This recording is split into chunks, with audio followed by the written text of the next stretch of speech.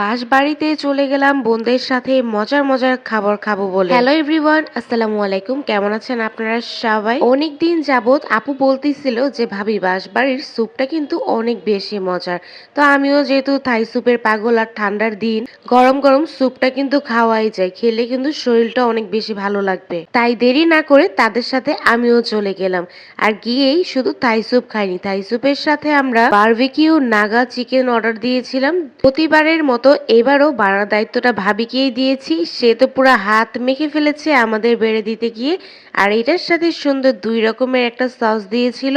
এখানে আপু আজমাইন বাবাকে নিয়ে বসেছে খাওয়ার জন্য, ওদিকে তাইবা বুড়ি এসেও বিরক্ত করছে। ওদিকে দেখি হঠাৎ করে আমার ভাবি পুরো হাত মেখে ফেলছে, উনি টিস্যু দিয়ে এদিক মুছছে ওদিক মুছছে। তাইবা বুড়ি তো কিছুই খায় না, শুধু শুধু ও এটা ধরবে ওইটা ধরবে, এই কারণে ওকে আমরা নিচে নামিয়ে দিয়েছিলাম। আমার কাছে বেশ মজা লেগেছে এখানে চিকেনটা খেয়ে।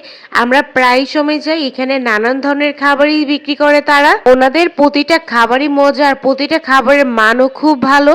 আর ওনাদের বিহেভিয়ারের কথা কি বলবো, জাস্ট ওয়াও। চিকেনটা খাওয়া শেষ না হতেই আমাদের স্যুপটা চলে এসেছে, আর স্যুপ বাড়ার দায়িত্বটা ভাইয়াকেই দিয়ে দিলাম।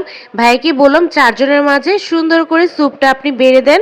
এই দোকানের ওনারই হচ্ছে এই ভাইয়া। ওদিকে আমাদের আজমাইন বাবা কান্নাকাটি শুরু করছে, সে আর বসবে না। এই কারণে আমার বোন মুখটা নিয়ে দাঁড়িয়ে গেল। ওনাদের থাই স্যুপের কথা কি বলবো, অনেক মজা থাই স্যুপটা। আর থাই স্যুপটা এত বেশি ঘন ঠিক, আর chicken mushroom A to Z সবকিছু দিয়ে ভরা। থাই স্যুপের সাথে কিন্তু অন্থনও নিয়েছিলাম, আর থাই স্যুপ কিন্তু খালিও ভালো লাগে না। এই কারণে আমি একটু চিলি সস নিয়ে নিলাম। আমরা কিন্তু নিয়েছিলাম 1:3, কিন্তু এত সুন্দর ওদের কোয়ান্টিটি, খুব বেশি পরিমাণে দেয়, আমাদের 4 জনের পুরো ভরপুর হয়ে গিয়েছিল।